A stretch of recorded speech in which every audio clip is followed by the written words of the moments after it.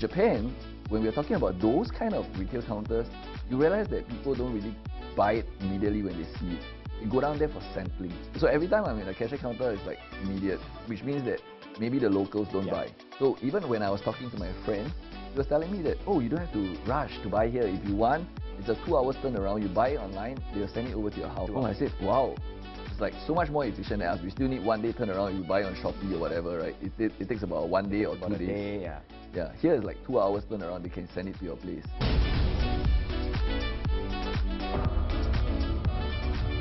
Hey everyone, this is Kelvin. Welcome back to the Yes Beauty Talk Show.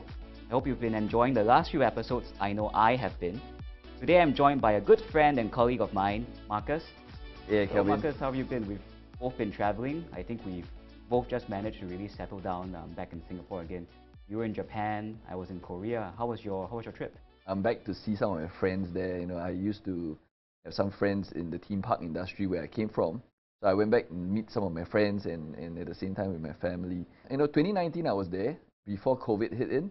That was in November. And now you're back there again. And I'm back there again. So like 3 years, one cycle. Yeah. So is it any different compared to previously? In general, the places that I've been to, the outlook of the place didn't change. But the software, like the people that we see, the consumer behavior, all changed. So what's so different about it? You know, when I'm a consumer myself when I'm in Japan, right? So when I'm there, in 2019, I would think a lot more when I spend. Like I say that, oh, you know, when I say that the conversion rate is this, you know, I will buy. Yeah, you really like check right down to the cents. Exactly. So everything before I purchase, I will check first. But now, when I'm there, and even many other people, we just sweep. Like the consumer pattern is just as such, right? They don't really go and think of how much they're spending. It's like a revenge spending kind of a way. You know, 2 years, 3 years down the road. 2 years of being cooped up in a single place, yeah, it makes you want to be a little bit reckless with your spending, I suppose. Exactly. So if you look at, if you look at your friends on Facebook and Instagram, you know, like I am very active on social media. So when I look at all my other friends, they are either in Korea or they are in Japan, right? And everyone I think they are just like buying. They pay for like the most premium. I see so many of my friends are in business class. Like 3 years of locked up in the cell, right? Coming out is like just buy all the things, do everything at one go. Yeah, so this is what has significantly changed. Like you can see people are more willingly spending overseas. They don't really think of how much they are buying, much more premium than Singapore. You ask me whether this is good or whether this is bad. I think it's good from a consumer mindset, but bad from a business for local. Of course. I mean, definitely like it opens us up to a lot more competition. I mean, that's undeniable. You were sending me a lot of pictures while you were there. I was looking at all the different interesting displays that you were sending me. So it just, it kind of struck me that, the markets here between Singapore and Japan, they're very, very different. But do you think that there's any like new ideas that you would be interested to bring into Singapore? When we talk about retail counters, back then, you know, we go down there and we purchase things. Counters as in points of sales and maybe like your pharmacies, Guardian, Sheng-Siong, you know, where we are already in, where Xiaoyan is already in, right? In Japan, when we're talking about those kind of retail counters, you realize that people don't really buy it immediately when they see it. They go down there for sampling. All the counters, most of it comes with a LED or iPad TV. They just go down there and then they look at the products and then it's like, you know, testing of the samplings and stuff. Do they really buy it? I'm quite sure I don't have a queue in front of me at the cashier counter. You know, so every time I'm in a cashier counter, it's like immediate, which means that maybe the locals don't buy. Yeah, you know? So maybe the locals go home, they think about it, and then maybe they order it online. Right.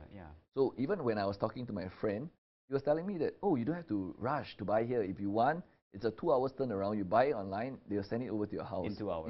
Into a hotel room, you know. So it's like, oh, I said, wow. It's like so much more efficient than us. We still need 1 day turnaround if you buy on Shopee or whatever, right? It takes about 1 day or 2 days. Yeah. Here is like 2 hours turnaround. They can send it to your place. So I must say that the whole climate of the entire retail market has significantly changed, you know, versus where I started in Chisel Factory, and thereafter, you know, joining you and the entire Xiaoyan family, it has significantly changed entirely, right? How much did you buy? How much did you bring back to Singapore? Absolute value, I can't tell you, but I can tell you by the weight. I went on each luggage at 15 kg. but I came back with like everything at 25 to 28. Oh, wow. Now, why I know exactly is because we used to be able to travel from a luggage that we can, like can do an Yeah, accumulation you could combine your by baggage by the allowance. Yeah, travelers that's and right. stuff. Now, like my friend that went on Korea, I came to Japan. I mean, I took ANA. They tell me that no, that luggage cannot exceed 23 kg because you're on economy Oh. class. Either you repacked it or you got to pay for the overweight. Did you repack? Unfortunately, I wasn't in time because we were Okay. rushing to the airport and we just had to pay the Okay, overweight. fair enough. I mean, first trip in 3 years, I'm Yeah, sure, yeah, that, it that was was it a was lot you were a it was willing a to good spend. revenge Yeah. purchase. Now that you're back here, what are the things that you want to implement that you might have seen? I was hoping that since people are going out to the market, working in this kind of a format, my guess is that they probably would not mind to leave their data with us. I hope that from the retail market perspective, we can gather more data and Yeah, insights. you wanted to be more active in terms of being able to engage with customers, Correct. right? And you feel that this was a good kind of a good model that we can try to adopt. Right. So, in terms of what you've been doing lately, which is really pushing very, very hard in the oral care category. We have toothbrushes, for example, tongue cleaners. How has the process of penetrating the market with a rarely unknown brand, like it was brand new when you brought it in? Let's rewind a bit back to 2020. When you knew me, I was with Theme Park in Singapore at Sentosa. I was at Kidzania, Singapore. Yeah, you were at the theme park. You left at a very opportune moment, I feel, and Right. you were with another retail company, and thereafter you were. I think that was where you really started to build your foundation of your knowledge on retail. Correct. You were dealing with products like Himalaya. What was it called? Himalaya. Himalaya, like sea The salt. sea salt, yeah, Yeah. the candy basically, Correct. right? And from there, I think you started to really build your network. Give you some context. I was all the way in the corporate many, many years, from theme park industry to media industry. Finally, back into when I got in distribution. The distribution network, it's an entire different field. The people that I meet is also different. And when I started doing this thing, when I started engaging the buyers, I started engaging store ICs, store crew, Store managers. managers, Yeah. they are all very different leagues of people. Like they come from different walks of life. Unlike the people who I used to meet, they are executives, marketing managers. They talk to you about what's your marketing strategy, what's your your planning. Down here, they are asking you every day is how much you're willing to pay me as a supplier. And by pay, we're really talking about support in terms of The advertisements, advertisements, the shelf displays, and yes, everything. yes. It's a very different understanding of the lingo and the languages that they are trying to put across to you. So I don't have to do a 20 PPT anymore. I mean, yes, you no longer have to make very long, lengthy presentations. I think you really have to think a little bit more practical and down to earth, right? When it comes Right. to presenting your information and your plans, when it comes to talking to buyers and That's right. people in procurement, for example. It must have been very, very different, I would imagine. Right? And is there any example of strange incidents that you've encountered before? It was. So when I started going into the market, as a newbie trying to penetrate into the market and stuff, still one of the strengths that I had to use was to use network and connections. Like hey, I need somebody to recommend me in and stuff. But when it comes to context of the lingo and to the absolute support and everything, it's very different from corporate. So when I was with one of the buyers, right, then she asked me, she said, "Oh, what are you selling now?" I said, "Oh, I'm going to sell you a tongue cleaner." Then she said, "We don't have tongue cleaner here, but we don't mind a toothbrush." When I told her my price, then she was like, "Wow, this is so much more expensive than the rest of them. Are you sure you're going to succeed?" And when I showed her the tongue cleaner, she was like, "Wow, this is even more expensive than any other things in the market because for oral care to be priced at that range." Yeah. Until, a point whereby she asked me, "Please tell me about your unique selling points." So when I told her all the points and everything, she's like, she's clueless, right? So we started selling. The funniest part is here. So when we started launching our products into the market, people thought that our tongue cleaner was a toothbrush. I had the same thought, to be honest. Yeah, so like the context of all these things, right? When we were running through all this point out here, it's just different. Like when I speak to the buyers, last time in the corporate, we would talk a bit more, okay, what's your next plan and here. For here, some of the people where I speak to, they go straight to the point, and when you don't support them, or when you do something that is not directly in their favor, you get an immediate scolding. Yeah, so I think you're right. I mean, this is true. You know, I mean, ultimately we feel that, right? We're all trying to build something together. We're all trying to achieve good results. We all want to bring something, something nice and something helpful and something that people can use. And obviously, you know, everyone's running a business. They want it to be successful as well. That's very, very understandable. But Right. there are times where you don't necessarily see eye to eye, or something unforeseen or unprecedented happens, right? That happens fairly frequently, yeah, especially I think in the last couple of months. You know, there's been a lot of uncertainty when it comes to the global supply chain, right? You have to be very, very familiar with that. So I remember, like, just before you went to Japan, we were at the office. You were in your car. You know, you were about to drive off. I think I could hear someone scream at you, Yeah. you know, through your car's speaker, because you had your hands-free on. I could hear, and I was about maybe 6 or 7 meters away from your car. So I remember calling you immediately afterwards and asking you, hey, what was that about? And you said that, oh yeah, that was a buyer that was calling because you know, I think there were some issues that Right. that we encountered. But it's something that you have to face on a day-to-day basis, and I would say that you face it very well. You know, you definitely take things in your stride, and you try to turn negatives into positives. I think it's something that you do. Oh, wow, now I'm going a little bit overboard with the praise. So, but yeah, I think it's something that you do very well, and you maintain these relationships, you know, in a really positive way. Has it changed your mind on the retail industry? How should I put it? It's very different.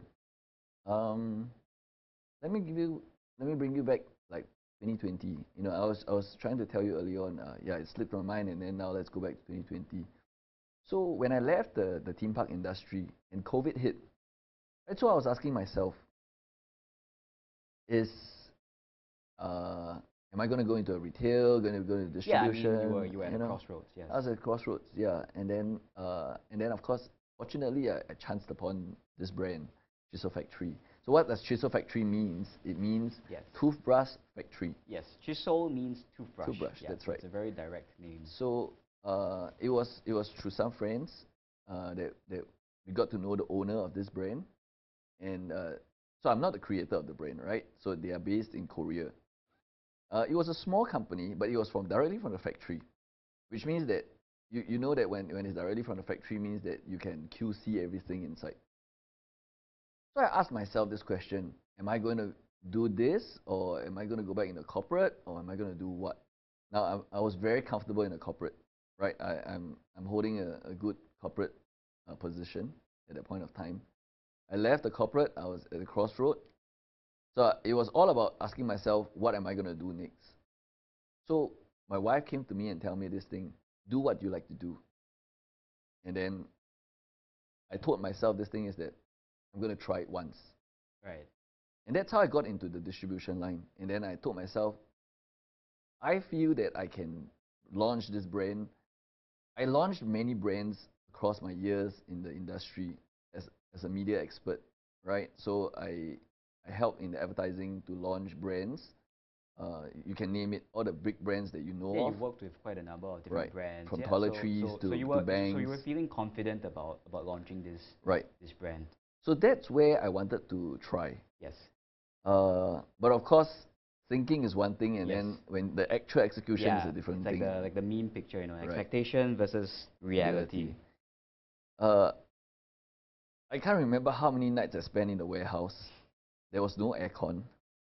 I can't remember how many nights I had to do packing myself because the packing was in something that the buyers, or wrong, the stores needed it to be in. Yeah. I mean, just for context, because you imported in bulk basically, and it had Right. to go out in a different format of packaging. That's then right. the retailers would accept them, right? So Right. that's why you had to basically kind of personally reprocess the goods again, Correct. and you were spending day and night, right, just to get it done. Right. And you were also doing the delivery yourselves in a lot of right? And bear in mind, this is a new brand. So nobody knows about this brand. So I remember talking to a very senior person in a corporate, and I told him that my toothbrush is $3.80. Then he looked at me and said that, how many $3.80 do you need to earn in order for you to get your salary.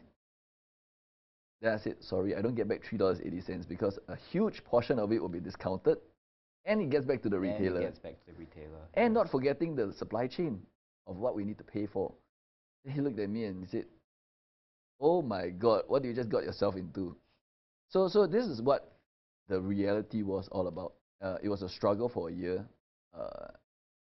Making ends meet was difficult. We kind of tried a lot of things, like with my family also. We were Now I think you're in a far better place than it was before. But you've worked through it, right? I Yeah. think it was a very good process, and I think you're at a point now whereby you fully accustomed yourself to working in the retail industry. right. And it was also around that time that we started to work together to develop Chisel Factory as well as various other products. And that's also thanks to you, like without you at that point of time to be able to support, some of the supply chain and logistics. Xiao Yuan has been one good company that from end to end of a logistics chain, you all have been very efficient. Last time when I had to deliver myself through my own car, I could not deliver in large quantities. I mean, like Well, yeah, you were doing that, and then you would have to park, and because we were working on some other projects at the time Right. that were unrelated to this. So, there were some Zoom meetings that you had while you were parked in some car park right next to a supermarket, and you were there, like I could see you like in and out of that tiny window, and you were That's on right. your phone. So I have very it left a very deep impression on me. So I Yeah. mean, yeah, those were you look back at it now, it's pretty funny, to be honest. Some of the things that we were doing. But yeah, this was also how we saw that the brand had potential. We wanted to really take it to another level. I feel like that's what we're really going to do this year. I mean, it's not just corporate speak, right? But we really want to achieve more, right? Yeah. So even after helping the entire acquisition, where Xiao Yuan, We took over the yeah, distribution of Chisel Factory. exactly. You came on board as well, and that's kind of like the origin story of how we got Right. started. Yeah, but we're talking about how different the retail industry is compared to how others might view it, because I think most people have they have a very strong impression that retail is very direct, that a lot of decisions are made only by the retailer, Correct. or only by the brand owners, or only by the distributors. But what they don't understand is that a lot of things it's always an ongoing discussion, right? We've been part of these discussions, for the longest Practically time. every day. Practically every day, exactly. It's always an ongoing discussion, and it starts the moment you wake up, right? It ends, well, it doesn't end when we go to sleep, but you know what I'm saying. And that's how offline retail works. Now let's look at online, which I also know that you spent a lot of countless days and nights working on, right? How is it different? Just the amount of time that you put in versus the type of work that you have to do. What was it like launching or bringing the products into your first online marketplace? So this is very interesting. All my life I have been doing only on launches of offline and stuff, right? But when it got into like e-commerce platform like Shopee, Lazada, or even Q10 for this matter, it's just different. When we launch the thing inside, like from end to end, it's all taken care by yourself, and then the person will come and pick it up from you. It has to be packed nicely. All these costs have to be all taken into consideration. Last time, when offline market, it's just you Yeah. packed everything nicely, you So get to the store. there was one particular day, I will always remember this, because we were having dinner. It was maybe about 8 p.m. It was like the eve of a double digit Double digit, yeah. digit day, and I could see, like, around towards the end of dinner, I could see you were twitching.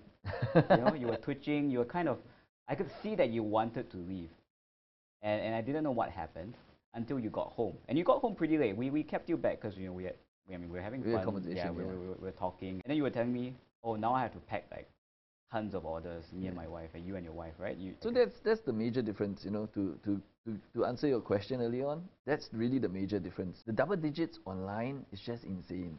Like, people just wait for the double digit and then they buy, right? They can just do a stockpiling at home just for the double digit. Do they really need to use it? It's a question. Yeah. But my sales it's like selling bakwa at Chinese New Year, right? If you don't sell it at that double digit, Yeah, so it's more seasonal. That's what you're yeah, trying to say, right? It's more seasonal, and you have to capitalize on the right correct. moment. So, do you feel that this has impacted offline sales in terms of strategy and your offline channels? Wait, so that question that you just asked me, is it during COVID period or out of No, COVID? right now. Right now, honestly, the offline is back. The online is affected because people tend to go out more often. Yeah, so it's like the revenge spending phenomenon that we were Right. talking about, So even I see a dip in my online sales. but an increase in But offline sales. Yes, yes, we saw a very remarkable increase correct. over the last 6 months. So I think what's going to happen in 2023 onwards, my personal perception at this point of time is that people are going to come out, they're going to spend, they're still going to do research online, but may not be as often as before. Like they will buy it on Shopee and Lazada and every other platform. How much it will affect by the percentage, I'm really not sure. But I'm confident in the product because, like I always say one thing, without marketing, a product wouldn't move. But without a good product, no matter how much you market, it will still not move. And speaking of the product, just a little bit, before you started working with oral care products, did you ever expect that people would be that particular about, small, minute details such as the fineness of bristles, the ergonomic shape of the handle? Was it always like a, did you think it was going to be an important factor? To be honest, no, because I'm not the expert. Now maybe I have a bit of more knowledge because than a normal I've gone consumer. on market visit with you, Right. and I think every time we go, there's always someone that would ask you, just as we are there, there's always someone browsing and would be be comparing the sizes of the toothbrushes and comparing the size of the bristles. And yeah, it's good that I think now you have the knowledge and you're able to answer. But it's I don't think you really expected that you would have to know all of this thing right before you Yeah. entered the industry. But it's interesting, like all this knowledge that I managed to acquire along my 2 years, or now coming 3, of doing this toothbrush and the tongue cleaner. It gives me a lot more insights of proper oral hygiene. What kind of bristles is more suitable for which kind of people.